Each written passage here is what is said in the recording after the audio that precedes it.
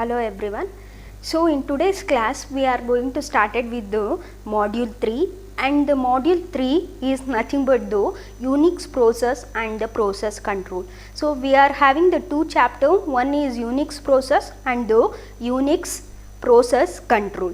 Now we are going to start it with the first chapter, that is nothing but the Unix process. So these are the contents we are going to cover in the first chapter, that is the introduction, how the Unix operating system is going to support for the process. So what are the topics we are going to cover under this introduction?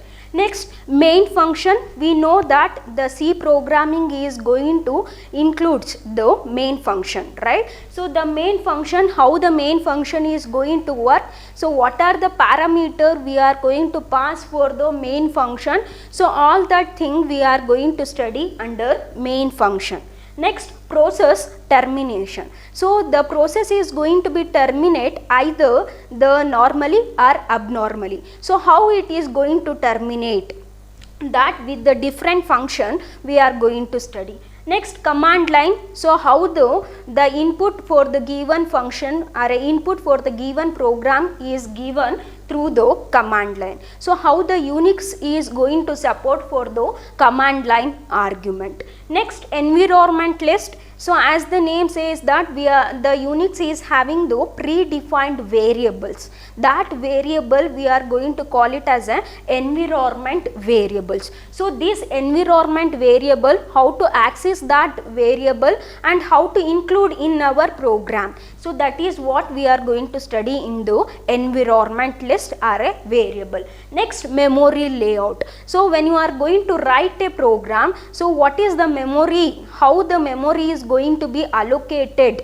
so for the program. So whether it is going to allocated in a stack or whether it is going to allocated in a heap. So all that thing, how the memory will be allocated for the function, how the memory will be allocated for the variables. So that is how we are going to study the memory layout. Now, shared library. So in the shared library, so what are the inbuilt function the C programming is going to support in the Unix operating system, how the process is going to share the libraries. So next we are going to study the four important functions in this chapter. Under this chapter, set jump function and the log jump function. So usually the program sequence is going to run sequentially, right? So the program is going to run sequentially, one after the another. So when you are going to give the jump instruction, so that is in the C program you are going to use the go to function, right? So how it is going to work with the set jump and the long jump. So next, get R limits. So we know that we are having the plenty of resources, right? So system resources will be there. So how you are going to get that resources? So how you are going to modify by using the set R limits. So next, after that, how the Unix operating system kernel is going to support the process, how it is going to manage the process. So all these contents we are going to study under this chapter, that is Unix process. Now we are going to start with the first topic, that is nothing but the main function. Let us see how this main function is going to work. So what are the parameter it is going to takes, all that thing we are going to cover in the first topic, that is main function. Yes. We will start with the first topic, that is main function. So we know that when we have to make use of the main function. Suppose for example you consider the simple program, that is nothing but the C program, include stdio.h. Then after that we are going to give the statement, that is nothing but void main you are going to use. Then after that you are going to write the any statement, right? That is printf hello, right? So this is how you are going to write the main function, right? So when you are going to run this program, this is a simple C program that displays the allow information. So when you are going to run this program, what happens? So it is going to be given to the compiler, right? So the compiler is going to execute line by line and it is going to find any error is there. So if not, if no syntax error is find, and you can run this program. So the output you are going to get is the printf, and then the output you are going to get is hello, right? So hello. This is what the information you are going to get, right? So when the compiler is going to take this program, so how it will comes to know that this is the starting and this is the ending of the program? That is by making use of the void main. So when the compiler is going to fetch the line that is void main, so indicate that it is a starting of the program. What it is? It is a starting of the program. So the main will be used to begin the program execution. The compiler is going to search for the main, and if it is fine, and it is going to start executing from there, right? So this is how the compiler is going to run this program, right? So now for this main function, we are going to take the arguments. The main is also going to take the argument. So it is going to take the two important argument. One is argc and the another one is args. So first one, we can specify any return type, that is integer, void. So when you are going to specify void, it is not going to return any value. Now when you are going to specify integer, it is going to return value. Now int main is the what? It is a main is the function, and it is going to two parameter. One is argc and another one is args. So what is this argc? Argc is nothing but it is going to take the number of argument, that is number of argument the user is passed while running this program. So while running this program, if he is going to make use of argc and the args, so he is going to give the input through the command line argument. Now number of argument is nothing but argc. Now argument s is nothing but what? It is a pointer. What it is? It is a pointer to the argument list. Argument list. So this is the pointer to the argument list. So these are the two argument the main function is going to take. Now before that, I am going to give the simple example, and then we will illustrate what is argc and the args. See, I am going to modify the same function. Instead of this, I am going to use the int main. I am going to write this program here. I am going to write the program here, then it will be visible. Include stdio.h. Then after that, I am going to make use of main function. Within that, I am going to specify the two argument argc, comma, character star, that is argument. Then after that, I am going to write the body of the main function. Now I am going to write the body of the any function, that is main function. You can write anything here. Then after that, I am going to close this program. Now while running this program, in the command line argument, I am going to give the file name. That is the file name I am going to give. Suppose I store this file with the student.c. Then I am going to pass the argument. After that, I am going to pass the args, that is the argument, the name of the student. I am going to take it as a Ramya, and then after that, I am going to specify the id. So what I am doing, I am passing I am calling the function, that is the program name student.c. I am running this program. So while running I am passing the parameter, right? So I am passing the argument to this main function. So how many parameter? The first parameter it is going to take is Ramya, and the second one it is going to take it as a IST19. So this is the two argument I passed, right? So now when you are going to print this program, see here within the main body I am going to write the printf statement. I am going to write printf %d and then the argc. So what it is going to display? So argc is going to gives what number of arguments, right? So how many argument you are passed here? 2 argument. So for which function? Student.c. So the number of the argument it is going to give the not the 2, it is going to give the 3, including the name of the file. So that is going to be 3. Understood? So next one we will go for the printf statement. I am going to display that the %s, the name, that is I am going to display it as a name, and then the name is equal to %s. I am going to give the argc of 1. So argc of 1. So what is indicate? Name is equal to %s, args of 1. So indicate that you are displaying the whatever the content is there in the args of 1. So what is args? It is going to give the pointer to the argument list, right? So now this is the first argument, that is 0, and the 1 and then the 2, right? So now it is going to display the output, that is name is equal to Ramya.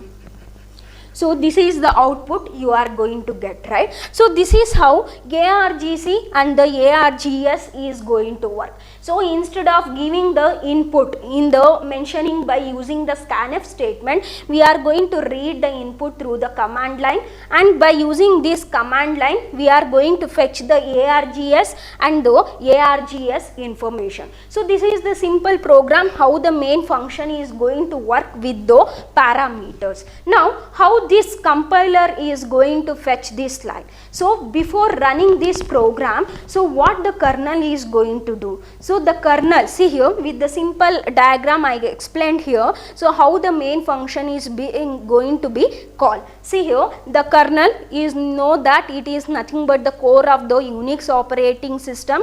So now the kernel is going to, before executing the main function, so when the user is going to give the compile, so when the user is going to run this program, so what happens internally? The kernel is going to call the one important function, that is execute function,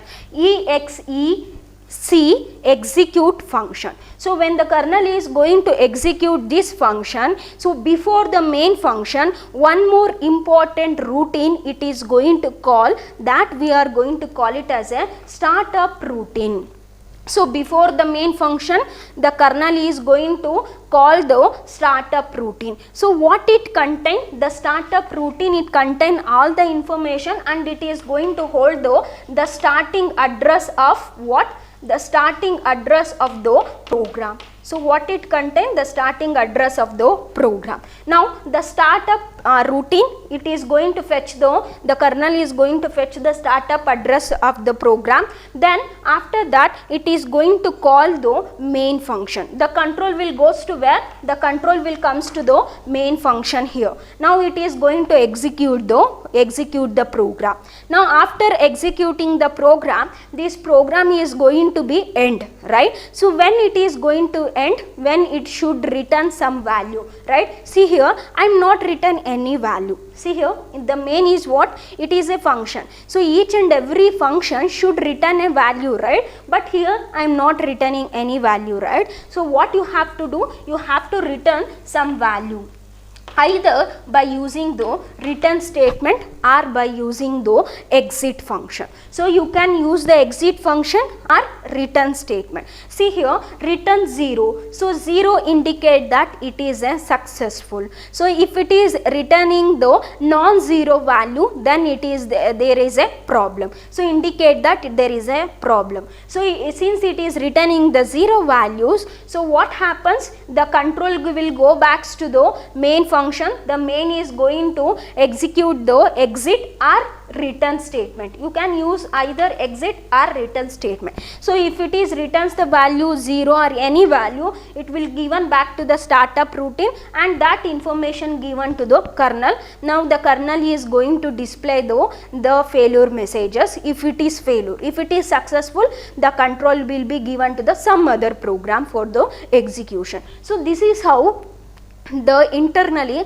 the kernel is going to execute the main function. Understood? So this is what, if you specify the integer, you should return a values, right? So you should return the values to the operating system. The main function is going to return a values to the main kernel, that is nothing but the operating system. So the integer either going to takes the return statement or exit function. So this is what the first topic, that is about the main function.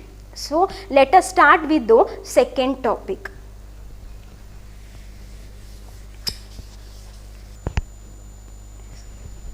Let us start with the second topic in the module 3, that is process termination. So as the name says that we are going to terminate or we are going to end the process. So when it is going to create, as suppose for example, if you are going to write any program, like I am going to write the program with the simple program hash include stdio.h, then I am going to write the int main, and then I am going to write with the printf statement. Just a simple program I took, that's it. Allow MIT, allow MITM. So then after that I am going to write the return statement, return 0. See here, I took the simple program, that is hash include stdio.h. This program is going to display allow MITM as an output, right? So when this program is going to run, so what internally the kernel is going to do, the kernel, suppose for example, consider the kernel is going to create a process. So what it is going to do, it is create a process. Now this is a process, the program under execution, what we are going to call it as a process. Now the kernel is going to create a process. Now the process P1 is going to take care of the execution of this program, right? So before that, as I said in the previous example, the startup routine it has to make use. Now the process is created, the process is going to execute this program, right? So after execution, this process is going to be end, right? So it is going to end either the normally or abnormally. So the process has to be cancelled. It should end after the execution of this program, right? So how it is going to terminate? So there are given the list of the ways it is going to terminate. See here, it is going to first 4 indicate that it is going to terminate normally. So last 3 indicate that it is going to terminate abnormally. So let us see one by one how the process is going to terminate. First one, return from the main function. See here, the control will comes to here. Now it is going to execute the program, and after executing the program, it is going to fetch the statement return 0. So since it is a return 0, if it is returning some value, that is nothing but integer value, so it is going to return 0 to 255 by default. So if it is 0, indicate it is a success. So if it is other than 0, that is nothing but the non-zero, so then we are going to call it as a unsuccess. So this is what the return statement the main function is going to return. So not only the main function, the user defined function is also going to return some value to the called function, right? So now the main function is going to return the return 0, right? So this indicate that it is a successful. So now the process is going to be terminate successfully, right? So that is nothing but normally it is going to terminate by using the statement return. When it is going to fetch the statement 0, that by using the return 0, now it is going to terminate normally. Second case, see here, the second case is calling a exit function. As I said in the previous, we are going to make use of either return statement or exit function. Now exit function, here two exit function is there. See here the exit, here the third one is underscore exit or underscore with the capital letter E exit. So this will be supported by ISO-C and this will be supported by the POSIX-C. Right. So these are the function which is going to be supported by the C programming. Generally it will going to support the termination of a main function or any function. See here when it is going to fetch the exit function, see here, so instead of return I am going to write the exit. I am going to write the exit of 0.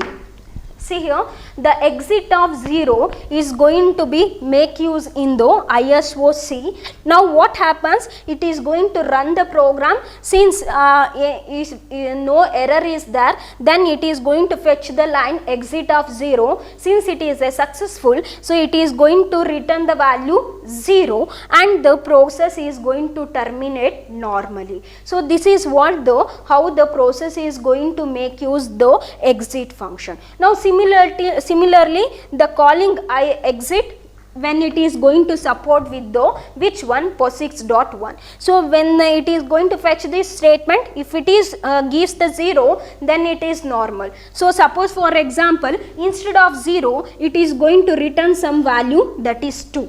So to indicate that it is abnormal. Why? Because the program is going to have some error. See here, you are missed the semicolon or you are included the statement scanf %d and then you are given ampersand a.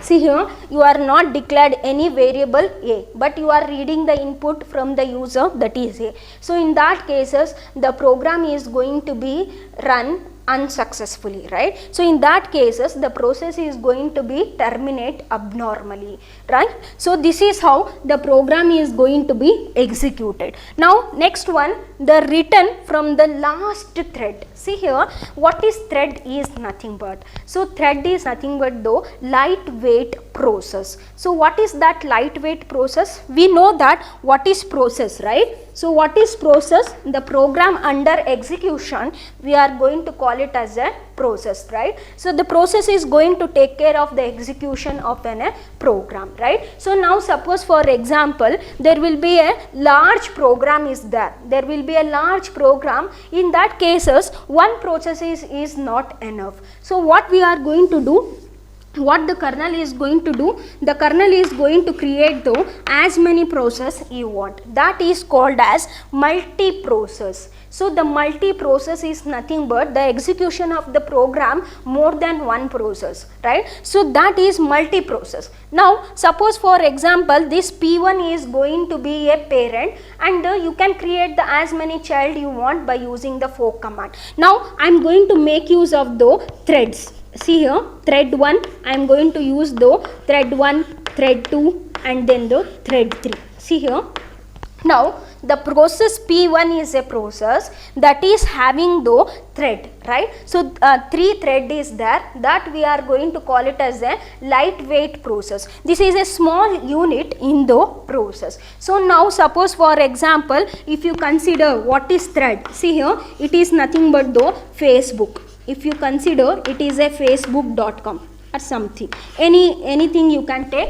it is a facebook.com and it is going to have the profile here and the recent activities here the all your friends recent activities, they are posted with the activities, right? Photos, videos, they are posted here. And then here you are going to create the groups, that is the groups, whatever the groups you are having, that is list out. And here in the right side you are going to have the chat box, is nothing but the facebook.com, right? So I just written the interface, that's it. So now see here, the process is going to be created when you are going to open the facebook.com, right? So the whole thing is going to have the one process, right? So creating a process is consumes more time. So instead of that, what I am going to do, I am going to make use of threads. Internally I am going to make use of threads under the one process, so that makes the execution faster. See here,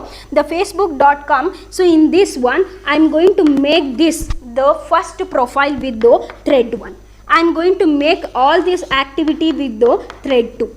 Now I am going to create the group with the thread 3, and this one chat will be considered thread 4.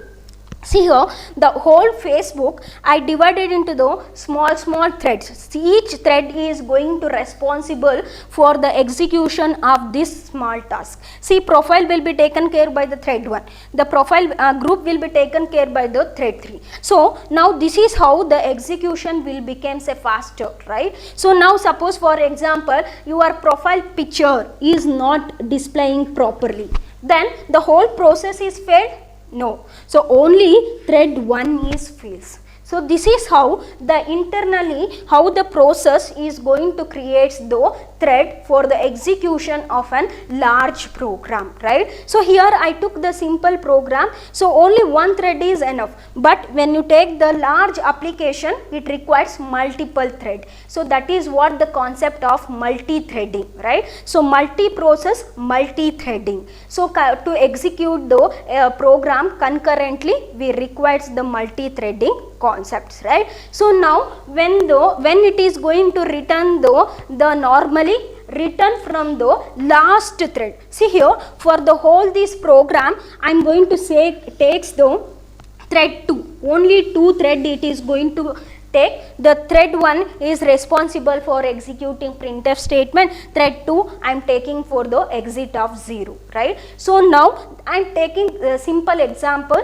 you can compare with the large application. Now thread 1 and the thread 2 is going to be executed concurrently, right? So at the end what it says, return from the last thread. So first thread is going to execute, next one the thread 2 is going to execute. When the thread 2 is execute, so it is going to return values to the what? To the kernel. So that indicate that it is a normal exit, that is nothing but the normal process termination. So when all this program is successful, then it is wait for until the last thread to return.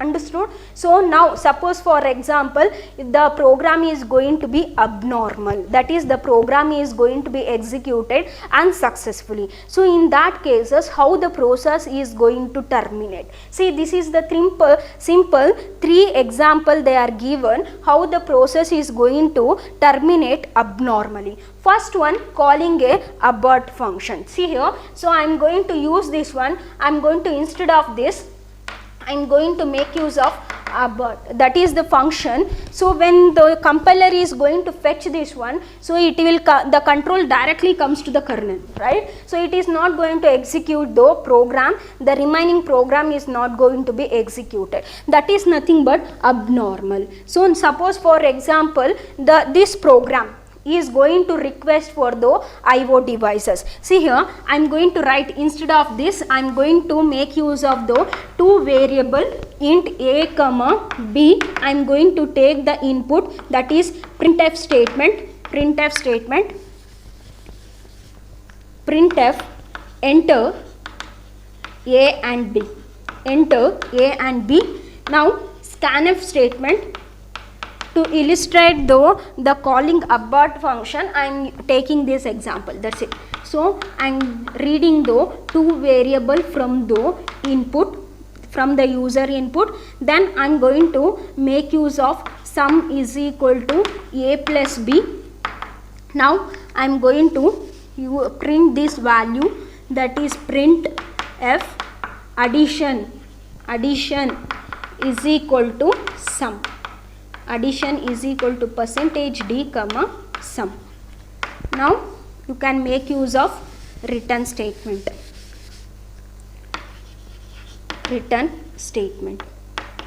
Return of 0, by default it will be 0 only. See here, I am going to rub everything here, so it will be, see, this is the simple program I took. See here, now this is the program I written, simple program. It is going to take the input from the user, that is A and B, and performing addition operation. So while execute this program, how internally it is going to work? So internally it is going to make use of the startup routine. Then after that the kernel is going to call the startup routine, and it is going to call the make use of main here, startup routine. Now the main function is going to be called. Now the compiler is going to start with the main, then after that it is going to fetch the first line and the second line and third line. When it is going to fetch the third line, so the compiler is going to have the process, right? The kernel is going to create the process, that is process 1. Right, so process 1 is going to create the thread 1, thread 2, like that, right? So this is what the process is going to created by the kernel for the execution of this program. Now process, right? So when the compiler is going to fetch the scanf statement, so what happens? The process control will be given to the what? Given to the input output device driver. Input output device driver. So the control will comes to the request for what? Request for the input device. It will request for the input devices. Why? Because we have to take the input from the user, right? How he is going to give? Through the keyboard, right? Keyboard is what? It is nothing but the input devices. Now through the input devices, the user is going to enter the values of A and B. The control will goes to the input, right? Meantime the P1 will be a what? Whether it is going to execute? No, it will be in the halt state, right? So in that cases, so something is going to happen, right? So in that cases it is going to be abort. This is going to be abort. So that is what the abnormal execution or a termination of the process. So in middle something is happened is nothing but in middle some power is gone. So in that cases the process P1 is going to be aborted. So abnormally. So next one, the receipt of the signal. See here, the one more thing is, so while the control will given to the input device for the taking the input from the user, so in the meantime, so what happens? The the process is going to the interrupt with the signal. So what is that signal? Is nothing but the software interrupt. So what is interrupt? Interrupt is nothing but it is going to keep on executing this statement, this program, as in the middle something is happened, something, suppose for example the user is entered the control, what he is enter? The control taskbar. You know, right, what, how to open that control taskbar? So taskbar, right? So he is enter the control taskbar. So what happens? The user is click the escape or a something control button. So when the user is click the escape button or a control button, so what happens? The control will be, this control is going to create a signal. So it is nothing but, suppose for example user enter escape sequence, so while running this program, so in the middle he press the escape. Now in that cases this escape is going to create a what? Create the interrupt. So what is that interrupt? We are going to call it as a signal, that is software interrupt. Now the signal is going to be given to the P1, right? So now the P1 is going to halt the execution of a program. So in that cases also the program is going to be run abnormally, that is calling a receipt of a signal. Understood? So next one, the last thread cancellation request. As I said, this whole program is going to be created with the process, and the process P1 is having internally the threads T1 and the T2 are the threads. So now at the last, first it is executed the first thread. So the first thread is going to execute this many statement. So the last thread, it is going to return the value 0, but in middle, so the thread 2 is going to be cancelled by the